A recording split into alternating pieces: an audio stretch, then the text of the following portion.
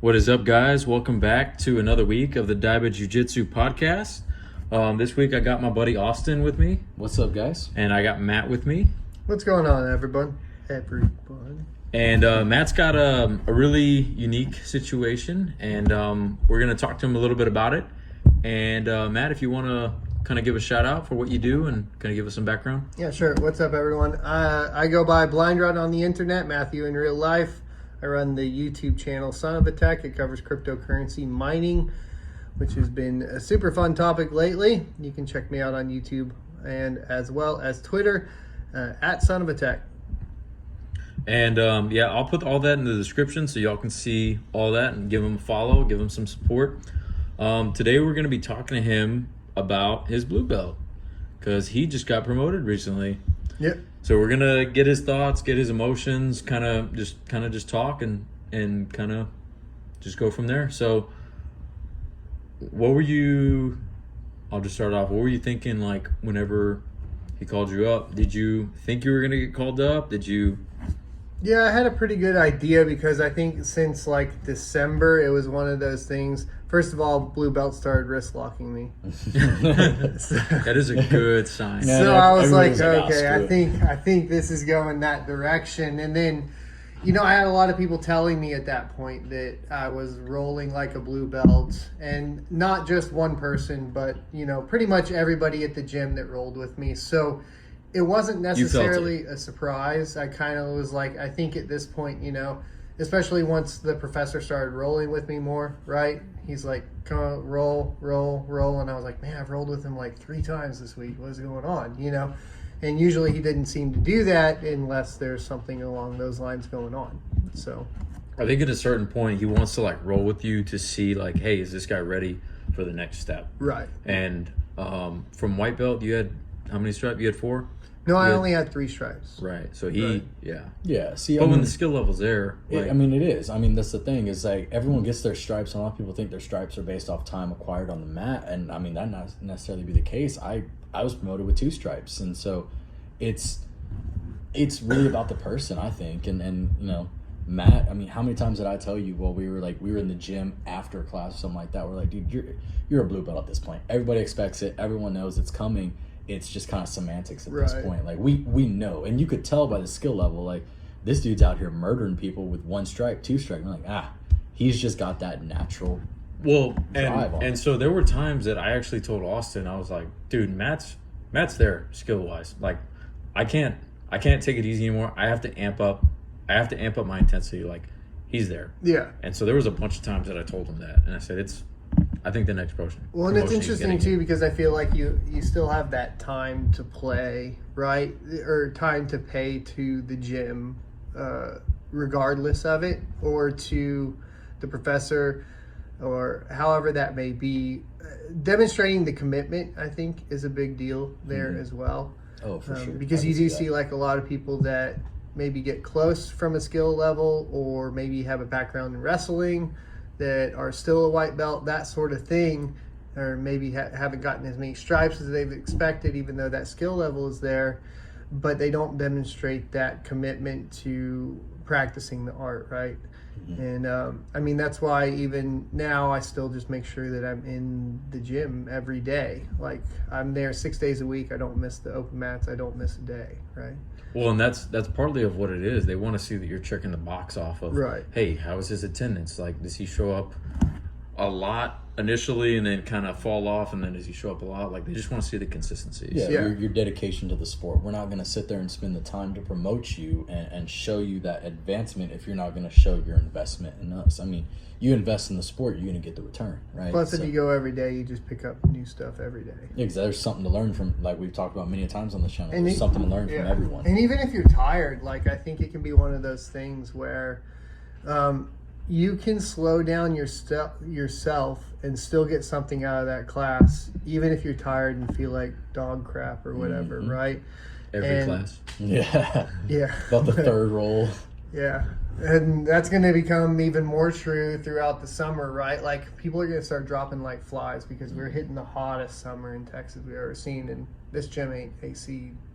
No. But that's going to help on the cardio aspect. It's going to breed some beasts, right? man. It's going to breed some beasts. You get that treatment of an AC unit, and then you go get into a fight somewhere where there ain't no AC, you're gonna gas out. But not only that, but you get to like the winter months and you start rolling, and now you're fine. 4 or 5 rolls, and you're like, all right, where's the next one? It's like, oh, in class. Yeah, I mean, I don't know, that cold air. That cold hurts me. Yeah, that's some daggers in the lungs. Maybe a little bit of a longer warm up. Yeah, okay? So, I'm gonna have to stretch some Everything's muscles out. stiff. Those joints start feeling like sand in there, and I'm young. I'm not even supposed to feel like that. So let me throw out a topic out there, because like I know with like IBJJF, they have the rules of like from blue to black, how many years you have to spend at each level. But like from white to blue, there's really no set time frame of how you get there. So like, what are your thoughts on that? Do you think that there should be like a time limit of like you should spend at least this much time at white belt, or do you think if the skill level's there and they're rolling like a blue belt, like, hey, let them? So growing up, I raced motocross, and a lot of the limitations were placed around the actual races themselves, so the competition. So if you went in as a beginner and let's say you won 3 series for the season, you were done. You had to go to novice, and that was tracked by AMA and all that, right? Mm-hmm. So I think that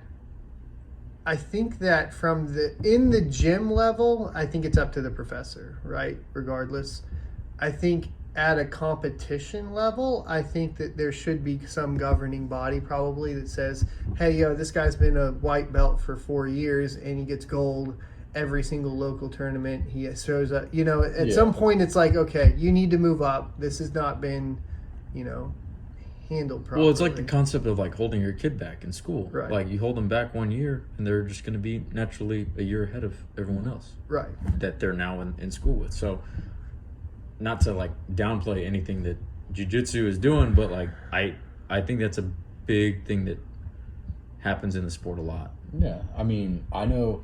Right, I told you we were sitting in the sauna one day, and I was like, man, your blue belt's coming up. I think it's time for you to go jump into some competitions. Like, you're gonna smoke everybody.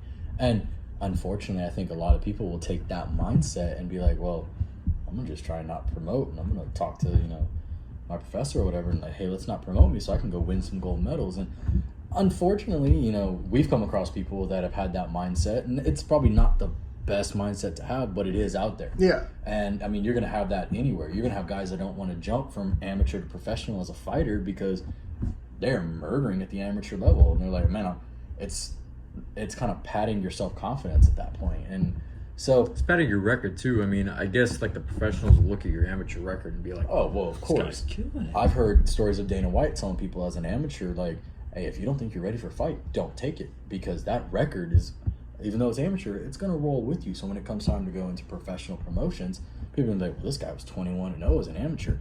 I'll spend some big money on this guy to have him come make a debut in my affiliation. And then he comes out and you realize, like, well, he's 21-0 because he was taking some pretty crappy fights. He was taking some chumps, yeah. Yeah, but then you got the guy that's 3-0 that's been fighting the guys that are like, well, how is that guy not a pro already? And he's walked his way through 3 dudes, comes in, makes his first professional debut, and he comes out there and spinning head kick knockout first debut, and you're like, well, that was perfect. That was perfectly timed. So, I mean, I think it's more of a mindset on the gym itself, and that's what I like about our gym is willing to, not a time frame, it's a skill level, it's a mindset. We can see that you're putting in that work with us, we're going to put in that work with you. At least up until the blue belt level, because from IBJJF's standpoint, you said there's a governing body.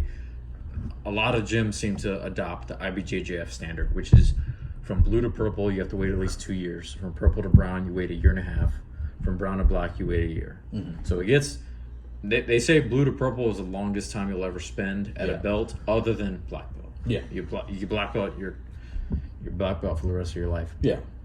So from a competition perspective, did it change something for you mentally when you got it? Or whenever you thought it was coming up, to be like, hey, maybe I should start competing more to try to squeeze some in real quick? Or did you like I wanted to get just to kind of follow up on that once again, I think it's important to separate the difference between competition and just practicing the art of jiu-jitsu. Mm-hmm. And because I don't want to discredit that other portion, right, of the people that just want to go practice it. And I think that the belt levels there play a little bit different, though. Like, I think once you go into competition, if you're sandbagging, then you should be forced out of sandbagging. That's it, right? But if you're not, right, doing that, then I don't have a problem with however the gym decides to do it. Yeah. So, go ahead. As someone I've never competed, right? I've toyed with the idea. I've never really done it. Toyed with it and then talked myself out of it. I think It's actually really fun. I know. Everyone tells me I got to do it. But I see where you're coming from on that. There's like, I mean, we've talked about the different, you have the casual, you have the competitive, you have the guy that's in there just for a workout, the guy that's want to learn. Yeah. For me, I want to use it for my profession. There's some people that want self-defense. Exactly. Like Self-defense. MMA, like street fight, whatever. And so, I mean, I use it for a couple different things, but for me, I kind of use that belt gauge as an idea of the quality of learning I'm going to get from rolling with somebody. And versus, a competition level, just because I'm not in that competition mindset. So I see what you're saying a lot with like the guys that are sandbagging. You're really not really accomplishing anything. Well, the last competition I did, I ended up with the silver. I had 6 rolls. I had a lot of rolls. Yeah, 6 rolls, 4 submissions, 1 by point, and then lost 1. And the guy I lost to was a 2-year 4-striper white belt. Right. How was that bad? Well, I think 2 years is about the time. And like, that could it's be kind of completely valid, right? Mm-hmm. They said they were promoting him that week, so it was almost like one of those situations where it was like because I talked to the coach, right, and he was like, "Well, we're promoting him on Saturday, or next Saturday or whatever it was." Just promote him at the tournament. So it was one of those things where you're like, okay, well, are they just delaying to go get this gold real quick? Which you get a sense of to a certain extent, and I could tell the guy was definitely rolling probably at blue belt level, maybe even above that. To be honest, he was pretty good. I was really tired too. Well, 6 rolls. I mean, and competition level 6 rolls. It was round robin. It was 5 minutes on, 5 minutes off. 5 minutes on, 5 minutes off. Jeez.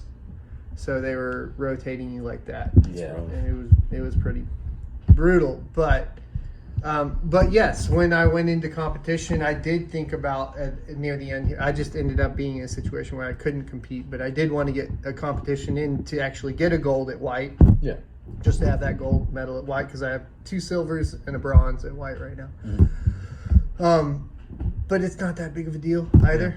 Like, it doesn't matter. Like, that record still is there, and I'm proud of that, and then I can continue on and get a better record. I mean, ultimately, when you get to the purple, brown belt, black belt, something like that, the last thing you're going to be thinking about is those 3 competitions I did at white belt, right? Like, well, and that was the concept I was about to throw out. There's been like their quote out there that like your record really doesn't matter until you get to black belt. Like, I've heard you don't start learning jiu-jitsu until you get to black belt. So, I mean, it's probably the same thing. So let me, just to dive a little bit more into that topic, let me throw this concept out. Do y'all think there should be maximums on how long people spend at each belt? Because we have minimums. White belt to blue belt, not so much. But from I guess starting from white belt, do you think there should be maximums on, like, hey, if you've been a white belt for 3 years, you can't compete anymore? Like, you have to, I guess, just keep training until you get to that level of... No, I think it would have to come down to the record, the performance in the competitions. I could see that. I mean, that would have to be a unified competition tracking thing, though. Yeah, you know what I mean? That's one of those things that you have to set up and organize, right? Sure. And I get that. I mean, it seems like since most of the grassroots stuff is something like Smooth Comp, it wouldn't actually technically be that difficult to do because it tracks it across different organizations, whether that's grappling industries or whatever, right? Naga. That's why I'm glad Smooth Comp is what it is, because you can see everything. You click on people's profile, you can see their whole record. Yeah. But and you click on it, you go, oh crap, I really shouldn't have come today.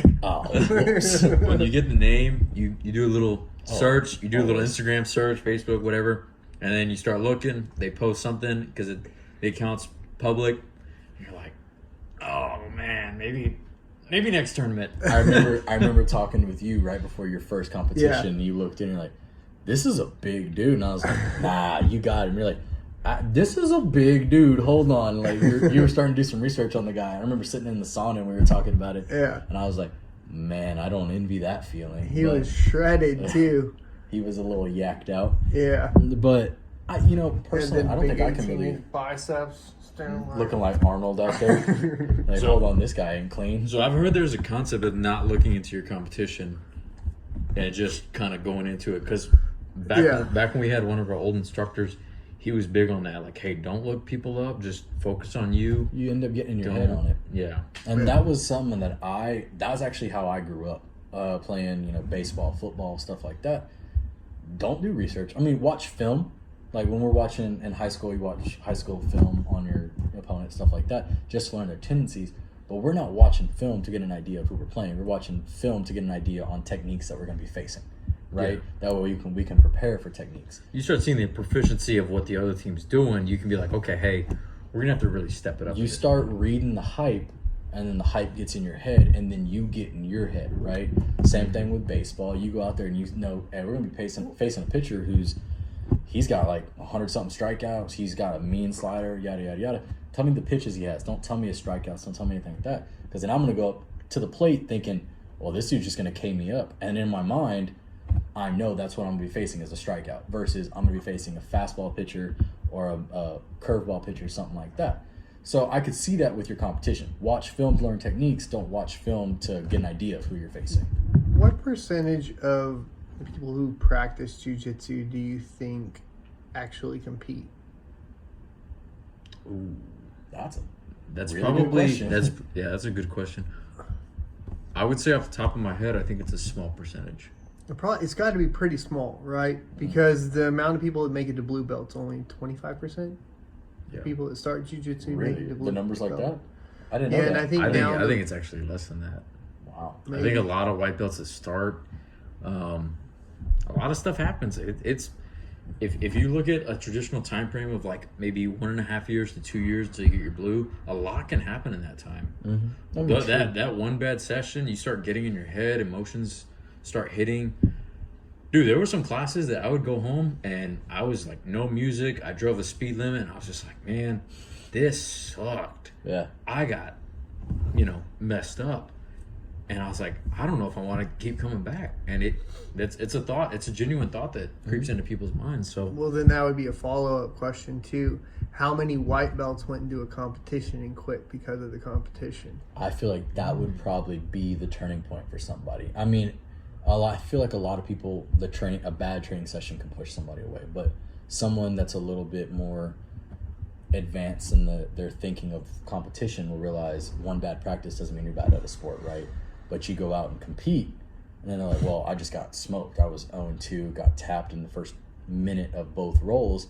It's discouraging. Maybe the sport isn't for me. And that would probably be what turns more people away versus a bad training session.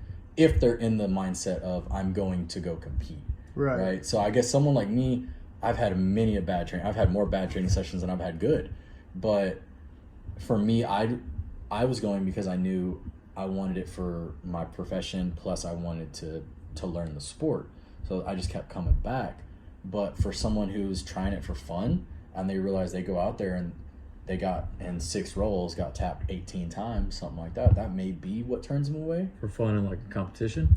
Well, yeah. So but it's not fun at that point. Exactly. It's strictly competitive. You're going out there to go have fun, and then you realize this isn't fun. I mean, I'm getting you have to have a certain mentality of thinking that is fun. The fun for competition is going out and having the opportunity to see where you're at, right? And I think that because you want to do your best, none of the preparation for competition is fun. Mm-mm. And the competition itself cutting, isn't necessarily especially if you're fun. Cutting. Yeah. Post-competition, it's fun. Oh yeah, you go out, you have fun, like you competed, you learn something, get some pictures. I'm assuming, I don't know, from what I've been told. And from a competition perspective, like I honestly enjoy the fact that like when you're in practice, you maybe have your instructor or whatever maybe glancing over at you every now and then. He'll glance over you, say something, and then he'll be like, okay, I'm gonna let them keep rolling, and then he'll glance at somebody else and start helping them or whatever. Yeah. Competition, it is all that spotlight is all on you at that Yeah, point. you get that one-on-one. You have the and stage then for you 5 get minutes. better. You usually end up the week after, if your coach was there walking you through it for the competition, he's gonna highlight afterwards the weak points in your game. Yeah. And then you accelerate thanks to that, because now he knows where your weak points are. So there's a lot of benefits to competition. And then if he knows that's a weak point in your game, he could potentially think that that's a weak point in the gym as overall. Because if he's seeing fundamental things that are going wrong, he could address it and then maybe fix something that it helps everybody's game out. So never thought of it really that way, and that kind of opened my eyes. Like I said, guys, I don't compete, so my eyes are a little different, right, to the sport. But sign you up? Hey, let's make some weight first. But Matt, I do have a question for you, going back to you getting promoted, right? So last week we talked about overcoming plateaus and stuff like that, and we talked about plateaus of cardio. We've talked about plateaus of, mindset, stuff like that. So for me, I was telling Josh that when I got promoted to blue belt, it was like a switch got flipped in my head, and I realized that my body was able to do more than my mind was telling it could. I was able to compete at a different level with people that were smoking me in rolls, tapping me 2-3 times. I was then now stalemating with them, right? Or I'd find myself in dominant positions, and it was that belt promotion. As soon as they put that blue around my waist, I had that mindset flip. Did you, whenever they put that belt around you, because I know you rolled that day and you've rolled a few days since. Or are you experiencing it? Yeah, is right it now? When you step on the mat and you tie your gi up, is there a switch that's been flipped that's like, yeah, now I'm a blue belt, now I know I am good to roll with everybody, and that they think the same that I think about myself? No, you didn't have that switch flip. I'm just going. The thing I think something that might be a little bit different about me is that I grew up competing in sports, right? And I didn't just grow up competing in sports and then stop in my 20s either. I didn't go to college and quit. I continued to compete until I was 25. Yeah. So I competed at high levels in multiple sports. And so my concept of what it takes to be proficient or to get good at like any individual sport that it may be, like I'm already aware of what those hurdles are, right? And I think that does give me a unique advantage, like in the setting of like jiu-jitsu compared to somebody that like maybe has never had those experiences, right? Yeah. But I mean, even I played for select teams all growing up in baseball, for example, and it didn't matter. Like, I was trained very well by my dad that, like, if you're going to do this, you're going to do this. That meant every day, an hour outside on the tee, an hour outside playing catch. That was 2 hours a day, no matter what, specifically practicing my sport, and it didn't matter. That's what you had to do to get good and take the starting positions from other people. Yeah. And I treat jiu-jitsu the same way. Like, now it's not a team sport, so I'm not trying to snag a position from anybody else, but the mindset's the same. I'm going to go every day, and I will get better just by going every day. And I don't need to think about anything else. I don't need to think about how good I am compared to A user or B user or whatever player. At the end of the day, I'll get better by just going more than that guy. Yeah. Like, that's it. Like, we had, I forget his name, but we have one white belt that's in there. I think he was in there today. Don't mention his name. No, but just as an idea, we started at the same time, same start date. And it's not about getting better from that perspective, but the difference between the level up process is just the amount of time I spent in the gym compared to another person. Right? Yeah, absolutely. And that's a very basic concept. It doesn't mean that I'm better than that person. It just means that I spent more time doing this one thing than that person did.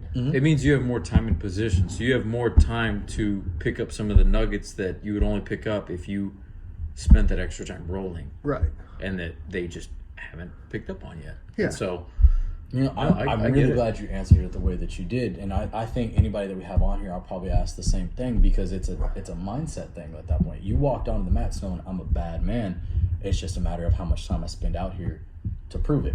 Versus someone like me, I was like, no, I just knew I was really bad, and the only way to get good was how to much get time out I there. spent. Yeah, fair enough. That's my perspective on it. I think we both feel that same way too. I think anybody's capable of doing it.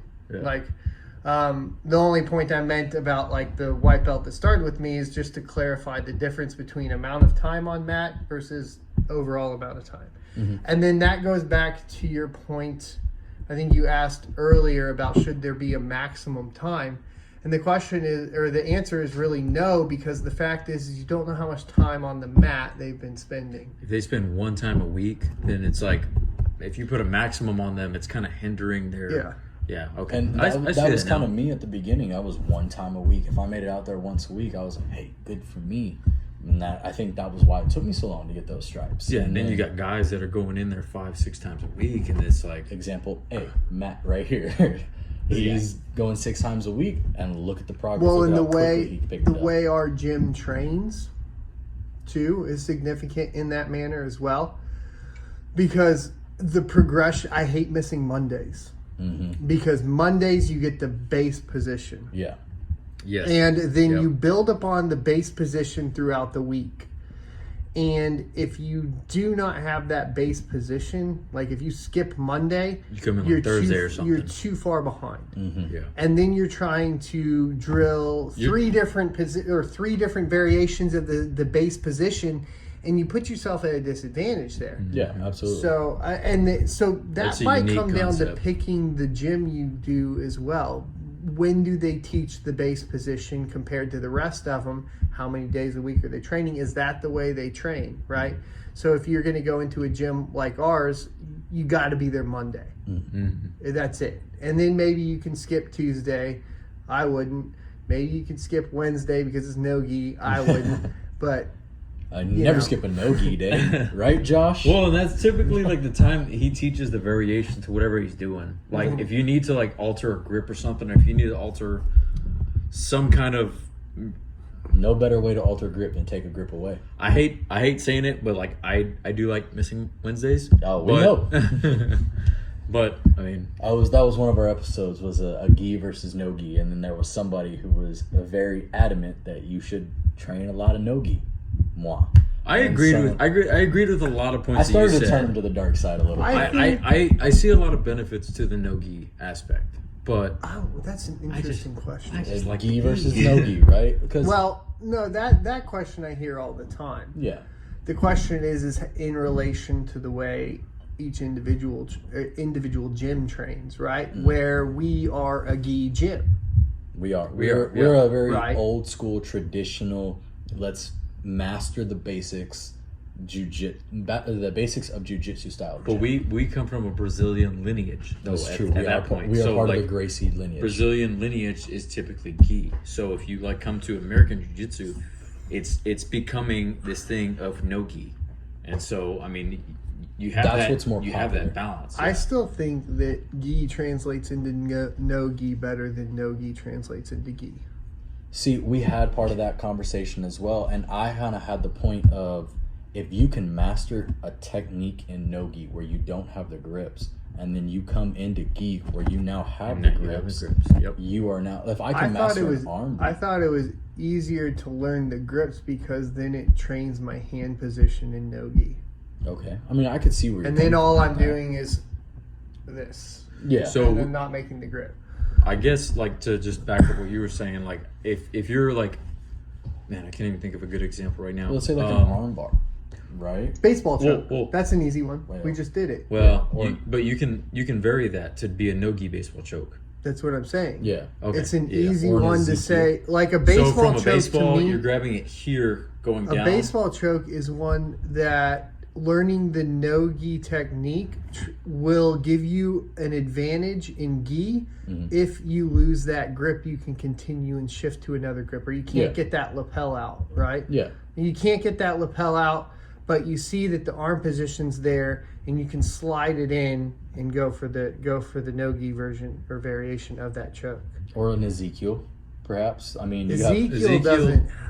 Ezekiel hard. converts. It ends up turning into like a front naked choke. Yeah. Yeah, So like I know. Alexi Olenek, I've done it, Yeah, I don't know why they don't call it. I've been a victim of it. I don't know why they don't call it. I've done it in no-gi, but I think that your leverage position's not as good.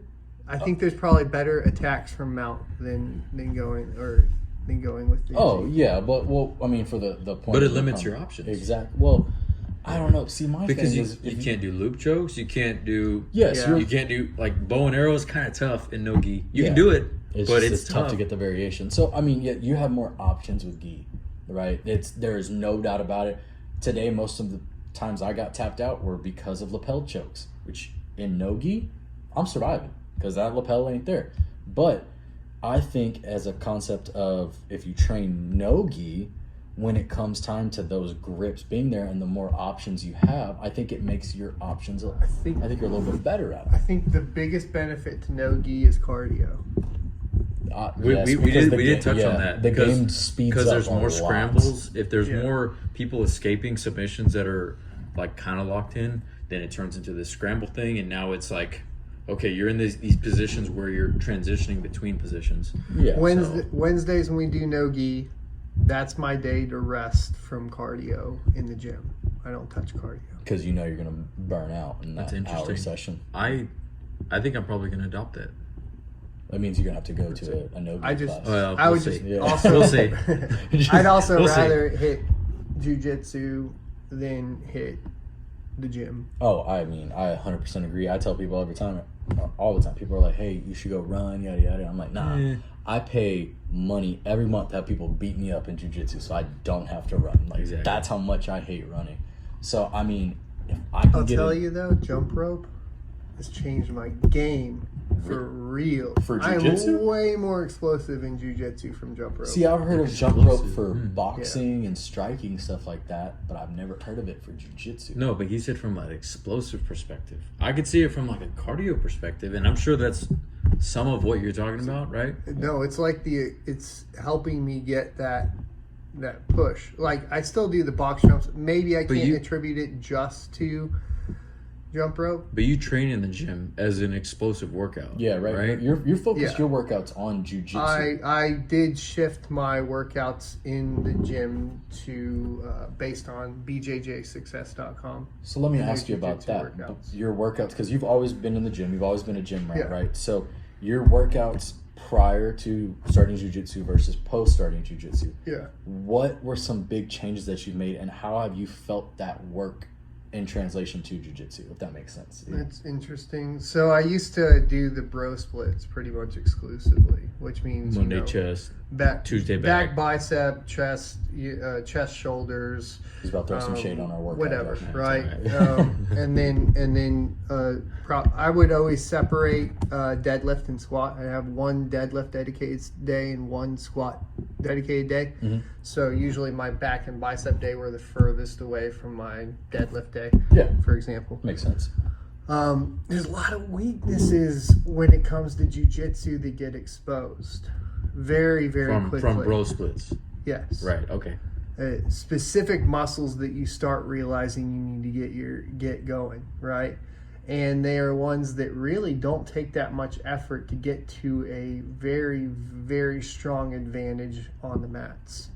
I can throw one out right now, just Yeah. off the top of my head. That hip abductor thing. Yeah. If somebody's in your closed guard and you can like squeeze just a little bit harder, like Yeah. I think that's one that I've been in some definitely. closed guards before that I was like, oh, this, I can break know. a rib in here. I know who you're talking Yeah, about. we all know. Yeah. But my front side stand-ups were rough. Like I have 2 replaced hips, so that's a little bit different for me. Like I've always had to work on my hips a little bit more. Yeah.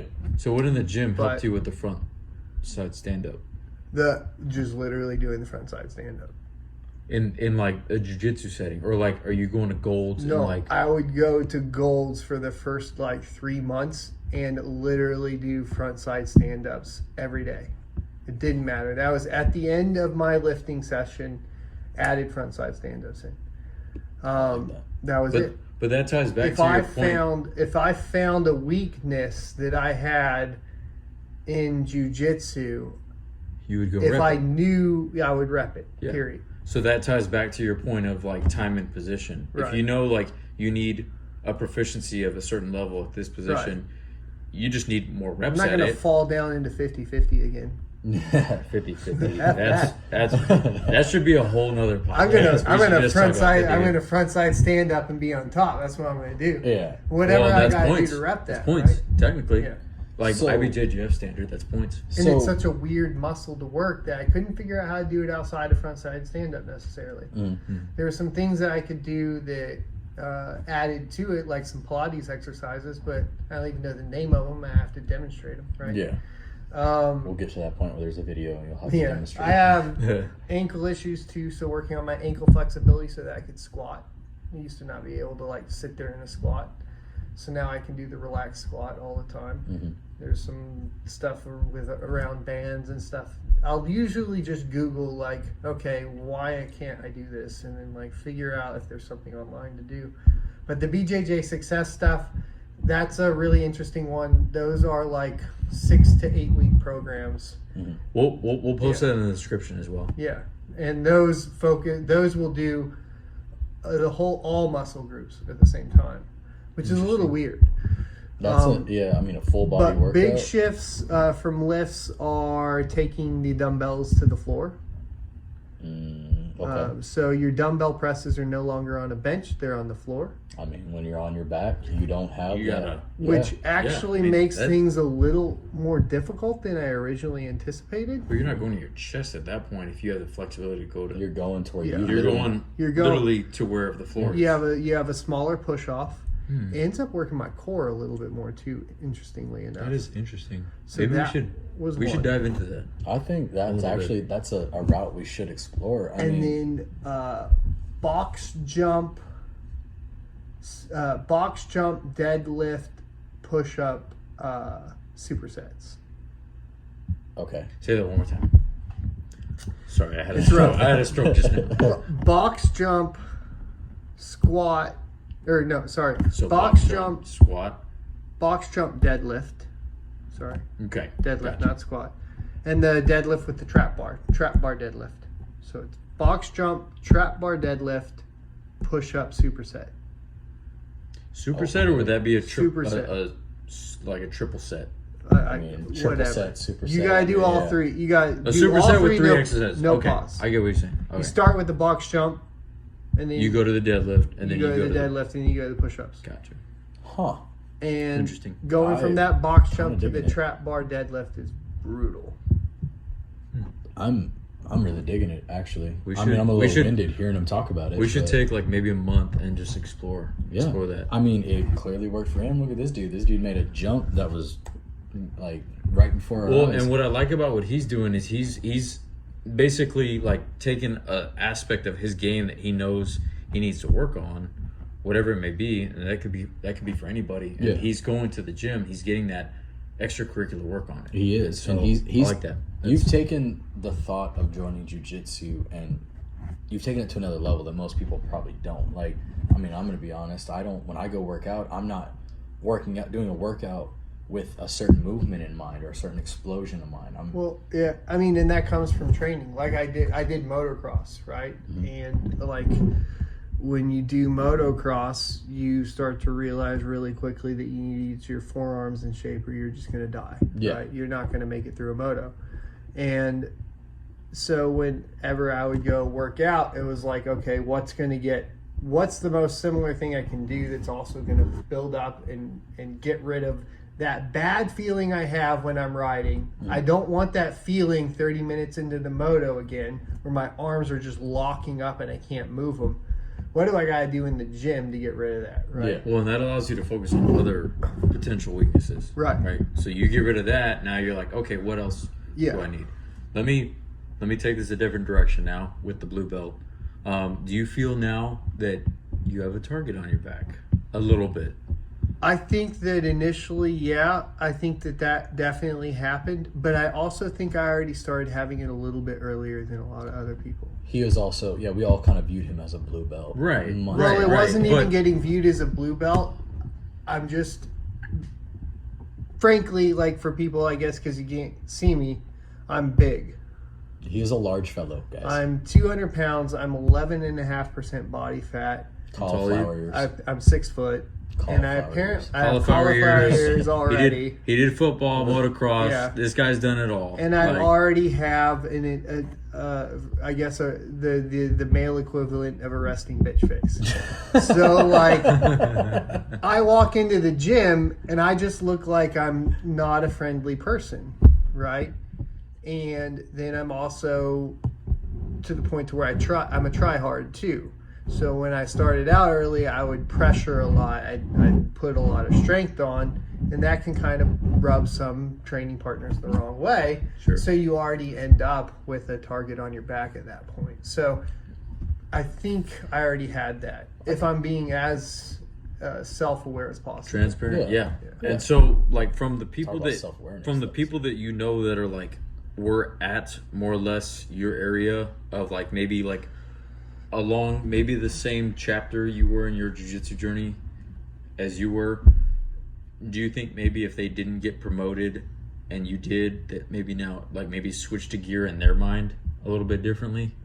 I do know that I got questions of how many times are you coming? Like, I've specifically gotten white belts that have said, how many times a week are you coming, right? Mm-hmm. Which is weird because like I never questioned that about him ever. I see where he's coming from because... But they weren't there.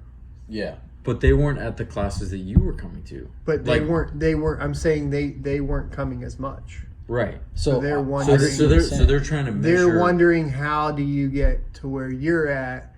Because frankly, I guess, like, I mean...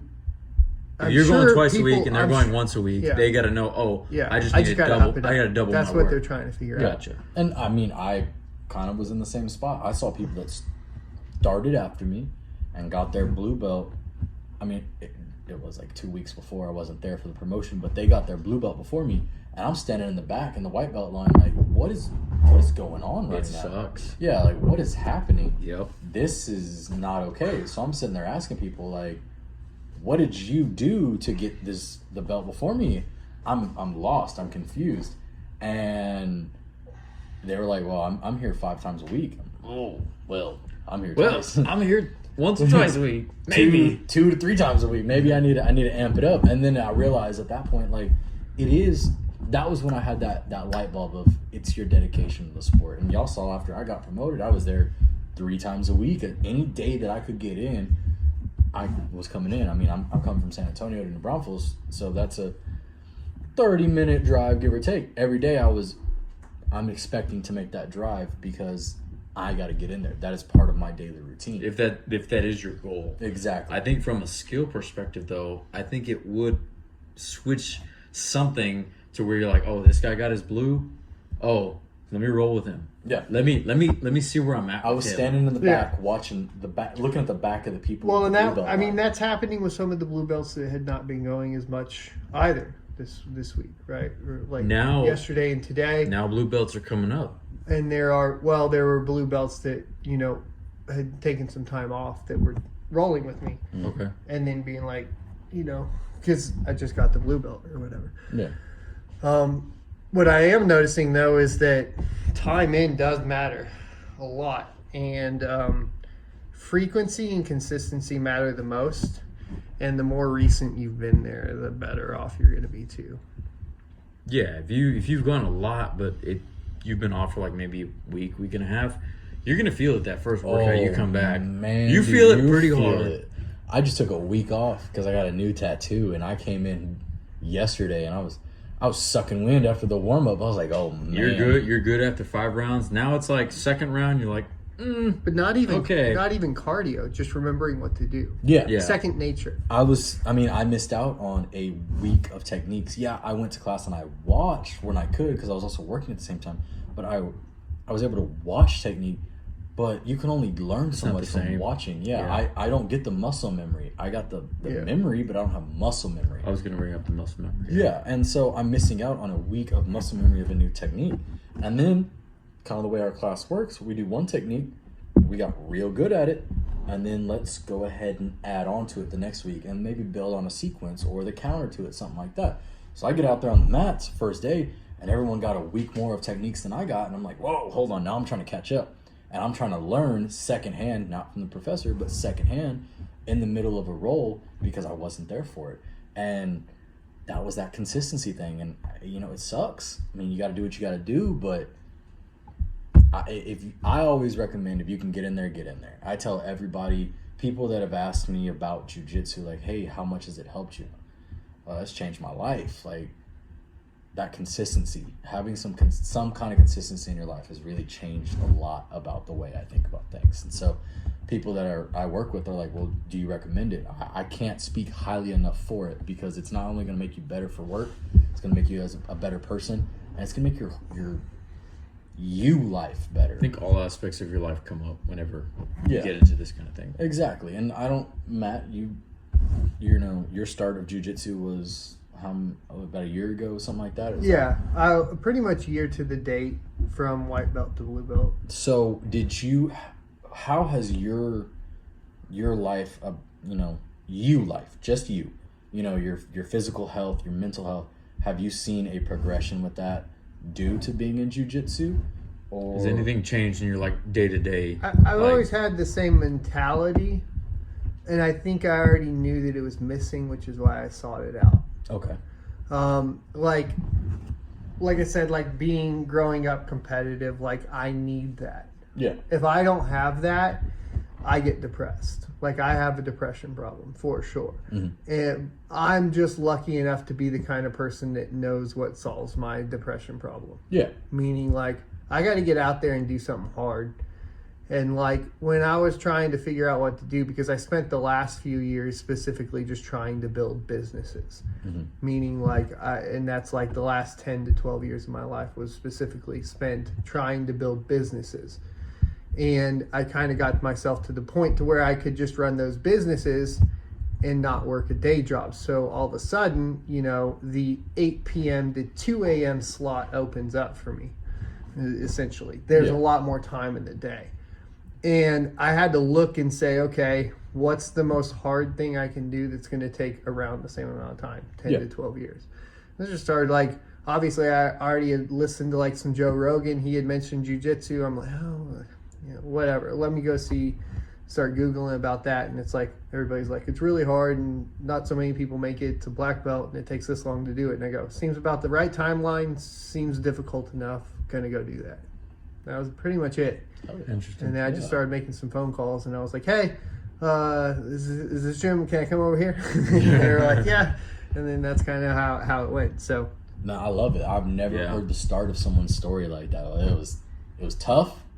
He said it'd take a while. He sought out something tough. Yeah, right. That's so cool right there. I've never really thought about it. The people that are out there seeking that competition. That hey, they want that challenge. You need it. Like, that's the only way to cure depression too. And I think that I say I know that for myself because I don't want to put it on anybody else.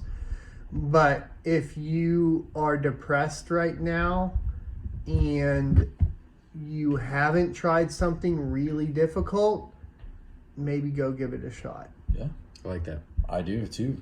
I mean, it's worth a shot. Yeah. I'm not a medical professional. Definitely talk to your doctor. Make sure Disclaimer. I mean, dude, I've never really thought of it in that mindset. I managed to stumble into jiu-jitsu where I was kind of in a healthy mindset, and it just flowed and everything was just working. I mean, there's been times that in jiu-jitsu I've had that kind of lull mindset, but I guess now looking at it through your lens, I mean, it's always kind of helped me through that lull. Like, hey, man, having a hard time with a girl or whatever, you know, money's not really the way I want it to be. Just go roll, and man. You go roll and you get off the mats and you just got choked out 6, 7, 8, 9 times, and you're like, you know what? Surprisingly, you feel better. I feel kind of good. And then I go home and I walk in the door and it's like, all right, well, I got to get some stuff done around this house. And it is kind of giving me an extra energy level, I feel like. And not just a physical, but like a mental energy level. I'm okay with working till the sun goes down on my house or something personal, and instead of it's counterintuitive. Yeah, it really is. It's counterintuitive to what a lot of people think. I mean, you can get a little bit of it out of the gym. I don't think you're going to get it all, but there is this idea. It's like I worked in IT, right, for a long time, and it was always this thing of like every single IT guy is just like, I'm so tired, I don't have any time. And frankly, like, I was there. I know exactly what they mean about that. The thing is like, you're not going to get that energy and stop feeling tired until you do the hard thing that requires a lot of energy. Yeah. And it's counterintuitive. A lot of people don't make that connection, but I think it's super important. It's crazy how physically tired your body can get, but mentally energetic you are at the same time. Like, Well, and you feel better the next day. Exactly. Well, and it kickstarts a lot of stuff, I'm sure. Like you said, like, now you want to go do housework. Now you want to go do other stuff. Like, it kickstarts a lot of stuff. Dude, nothing better than coming home after a hard training session, covered in sweat. I walk in the door, I hop out of the shower, and that cold shower, I feel clean, and I'm like, well, I got a sink full of dishes I got to knock out. I got to take the trash out. I should probably sweep, and I feel good. And it's those endorphins. It really is. I think sometimes it does work in the opposite way, in terms of, like, if you're getting your energy out, then you don't feel the need to go do something like, oh, I need to get my energy out. I need to go cut the lawn or whatever. I already did jujitsu. Like, I kind of checked off some kind of box today at some point. I mean, it's worked both ways for sure. So, there's been but it also, I noticed since rolling, after a hard day, let's say a day that we get 2-3 training sessions in a day, I sleep like a rock at night. And me personally, I have a bad issue with insomnia. I'm a very, very light sleeper. I can twitch in my sleep and wake up, and I'm up for 2-3 hours. So I've noticed since jiu-jitsu, don't get me wrong, it's still there, but falling asleep, not an issue at all. When I'm because you're getting that energy out. Exactly. Yeah. So, man, it's crazy that it works to benefit you in whatever way it may be. Whether it be, hey, I need some energy, let me go get a rolling. Or, hey, I need to lose some energy, let me go get a rolling. The answer is always to go get a roll. I think it's just viewing it as something positive. It really and then is. like if it is that thing for you, if it is that positive thing for you, just seeking it out, like Matt was talking about. I mean, and it's good for your mental, your psyche, but also, like, think about it in who have we met from rolling? We're sitting here talking to Matt right now. Matt's got an amazing story, great guy, and we met him by stepping on the mats, right? You never know who you're going to come across that's going to benefit your life. Well, we had a 2-hour conversation, or an hour and a half conversation with Matt before we even got on the podcast, and I feel like I'm like 10 times smarter. I just dove into a topic that I've never talked about when he was talking about his crypto, and now I'm like, wow, I feel a little more self-aware, or more aware about what's going on in the world, because we stumbled across Matt doing jiu-jitsu, and now look at us, here we are having a conversation that I think has really benefited me personally. I think the community aspect is really important too, especially these days. Yeah. Because you don't get much interaction outside of the internet, really. Like interpersonal connection, especially since all of the stuff that went down over the past couple of years, there seems to be a huge detachment between people. And even to the point to where I think I've lost a lot of, like, at least to a certain extent, lost a lot of people's skills. Mm-hmm. And when people don't feel the need to go to work anymore because they're like, oh, I can do this job from home. Yeah. I don't need to go to an office and sit there and do it. I can do it from home. Yeah. Like, you lose that aspect. Yeah. For sure. And jiu-jitsu is a way to go get that back to a certain extent. Yeah, Plus, you get different jiu-jitsu walks of life, right? Exactly. That's the big thing, is we have come across so many people that have gone a completely different route with their life, but the one common factor we have is jiu-jitsu, and then we can learn about their life. Mm-hmm. And dude, I can't speak highly enough about it. I really can't. And it's awesome, the doors that this sport has opened for so many people. What do you think sets it apart from other hard activities, though? Like, so for me, I know, like, I did a lot of lifting. That was always more of like it's just a me thing, right? Like, I don't need somebody else to go lift, and I never did. The only reason I was successful at lifting was because I never needed somebody else to go lift with, partner wise.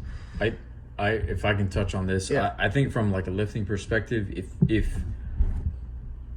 people have a certain goal and they want a certain, like, end result, they go seek out what pathway they have to follow, right, to get that. And I think for lifting, it's pretty straightforward. I mean, there's only so many things you can do in the lifting community to get to that end result. Yeah. I think from a jiu-jitsu perspective, you have so many different pathways to explore. It's so algorithmic. You can go there's never one role that will be the same exact role as another role. Your role will always be different than the next role. Even if you roll with the same person the same day, you're always going to get a different role. So I think that's what makes jiu-jitsu what it is there's so many different pathways to explore. I agree, and I mean that's not even dissimilar from like chess, for example, right? I mean, well, they call it human chess for a reason. Yeah, right. I think a big thing with me was like, let's say, all right, lifting. You're under the bench press. It's a heavy weight. Someone walking by, be just like, hey, can you spot me real quick? You don't build any camaraderie with that guy. He's just making sure you don't die, right? There's a couple ways to spot, and that's about it. Exactly. But rolling, we get out on the mats. Hey, you want to get a roll in? Now we are building off each other. I don't build flow off roll, competition roll. Exactly. Do you want a normal Is there roll? a technique you want to work? Are you injured? Positional roll. Well, and the trust that you have to build. Exactly. I don't really have to trust the guy that's spotting me. Just, hey, make sure I don't die. Yeah, bro, I got you. And then rack the weight. But with a flow, I'm trusting my joints with you. I'm trusting my neck with you. Stuff like that. We are building off each other. They could literally make you pass out. Exactly. Yeah. I'm not building off my spotter. Or break it, break some. Exactly. Or dislocate something. You build off your training partners. You don't build off your spotters. I think it's, as much as jiu-jitsu is an individual sport, it's kind of still a team sport. If you think about the brotherhood and the camaraderie you build on the mats with your gym, it's very similar, and at least I see it, to the locker room of a football team. The locker room of a football team, before we went out to a game, we were hyping each other up. We've worked all week together, going against each other head on constantly to prepare each other for our opponent. Same concept as rolling on the mats, right? You go against each other head on every week, every day, making each other better, learning techniques off each other. And it's something hard. Exactly. Like nothing brings people together so much as going through that same thing hard. A physically demanding thing, like a boot camp with the military or a police academy, fire academy, whatever it may be. You build your camaraderie because we can all bond over the fact that, damn, this is hard. Embrace the suck. Embracing the suck. And rolling in the middle of June in a gi is sucky. And we embrace it together. So when we go do a competition on a Saturday, everybody's fired up for you. I learned how to do a deep half on a 300-pound guy, or I learned how to escape. You need to teach me that. I was just speaking metaphorically. I haven't learned that yet. I know. I was just kidding. Yeah, but we learned off each other. Same thing as a football team, as a baseball team. I learned how to hit a pitcher that could throw 95 because he's on my team. So I think, I don't know, I really feel like that brotherhood and that camaraderie, even though it's an individual sport, is still built big time in the gym. A jiu-jitsu gym versus a weightlifting gym. Yeah. Cool. All right, let me just touch on one more aspect, and then we'll wrap this up. From white belt to blue belt, because I'm gonna try to tie it back to the original topic. Do you think? Yeah, no, I love our tangents. This was fun. I like not having notes and just talking about whatever. Yeah. But I genuinely do have a question, because it came up whenever y'all were talking about it. Is there a different mind shift that happened, or do you think that might happen or is happening right now from white belt of how you roll to now your blue belt, you have to roll a different way kind of thing? Something you're looking for more? I think I had already kind of started making the shift, but the idea is to grow more, right? So now you're goal, in explorative, right? So what I want to do, I have removing all the expectations. It's like coming back in as a white belt, removing all expectations, and then really taking in the things, especially the things that I'm not proficient at, and drilling those and addressing those. Right. And so from white belt, how did that change? Because I'm sure you had that mentality at white belt. You were like, oh, I'm a white belt, I need to address these certain things. How did it change a certain way? Right. I think as white belt, at first it was just like, I don't know what I'm doing. Then it was like, okay, this works, that works. Let's kind of focus on those and get really good at those. Right. Mm-hmm. And then we'll piece together the rest of the game later, right? And now it's let's put myself in intentionally poor positions and figure them out. Intentionally poor positions. I think like one for me would be like the triangle. And like I've every day this week, I've had at least one role partner. I said, hey, put me in a triangle. Mm-hmm. All right. And now I'm going to try to get out. Let's just see. I was one of those. He got out. He didn't tell me to put him in one. And he also got out. Yeah, he got out. He got out. I was like, cleanly. I was like, nope, got it. Nope. All right. I missed it. He's all right. out. He's out. So that's the I think that's a idea testament now. to you, though. Right. So the next thing would be, all right, take my back, right? Yeah. Take my back. Not turtle, not nothing. Full on take my back. Go ahead and sink in the arm even. Let's see if we get out. Man, that's Let's deep. go in That's deep. and see what happens. This man's a beast. Because I think the goal is to start putting myself in positions that I'm poor at. Now, there are other positions that I'm poor at that I would even start on top, right? Where I think that I'm poor at passing the guard from De La Riva, mm-hmm. right? Or getting out of deep De La Riva. How about that? Let's start every round, or start one roll a day where I say, put me in deep De La Riva. Let me get out of that today. I feel like you're getting really good at deep De La Riva. I've noticed, bottom, I can't get out of it on top necessarily. Well, I noticed, from our rolls together, when you put me in deep De La Riva, I have issues. It's something that I personally need to address. If you have somebody else put you in that position, you get better at putting people in that position. Mm-hmm. If you know the feel defense. where the body parts are, and you go, oh, if I just move this up an inch, it's way harder. Yeah. Well, and you know where your body mechanics are like falling, because if you're putting me in deep De La Riva, I know naturally I'm gonna fall a certain direct. My body's leaning towards a certain direction, Yeah. And so I know if I put that on somebody else, I know their body mechanics are hopefully for the most part going to be leaning that same direction. Right. I know what they're saying. We were talking about that earlier Yeah. today when we were working the deep belly. You were talking about, if I lean this way, I feel strong, but if for some reason I keep getting dumped back here, Mm-hmm. we're like, well, it's because you're counteracting too much. Yeah, it makes sense, especially if you can get good at one aspect of doing it on someone and then learning how to get out of it. It makes you better at doing it on somebody because you know how they're going to escape. So, yeah. But you 100%. Need that training partner to be able to, that you trust, to be able to put you in that position and give you the resistance that you need. Because you have certain training partners, and maybe that could be a topic. Oh. Maybe that could be a topic ideas. For next week, maybe, of, what your training partner means in terms of how you're getting, if you're getting a little bit out of the training session versus how can you make the most out of this training session? Right. So, absolutely. That could be something we explore. But honestly, man, I don't think I've had as much fun in an episode as I have right now. This was awesome, Matt. Thank you so much. Thanks for having me. This will be great, dude. I'm sure all the YouTube viewers will dig it too. Man, I'm excited to the fact that our perspective is just our perspective, right? We finally got somebody else in here, and the things we talked about. He came in and was actually, and built on it. I feel like we really opened up our eyes in jiu-jitsu from having Matt here. Matt, thank you so much, man. That was a lot of fun. And this is good for breaking ground on having people on, because we've been toying with the idea of bringing people on, and we want to move to a video aspect at some point, and nothing says that we can't bring Matt on again. Matt, you will be back. You will be back. Nice. For sure. Yeah. Let's do it. Yeah, man, that was we definitely so much appreciate fun. it. And yeah, guys, that's our episode for this week. Hope y'all enjoyed that, and we'll see you next week. Later, guys. Peace.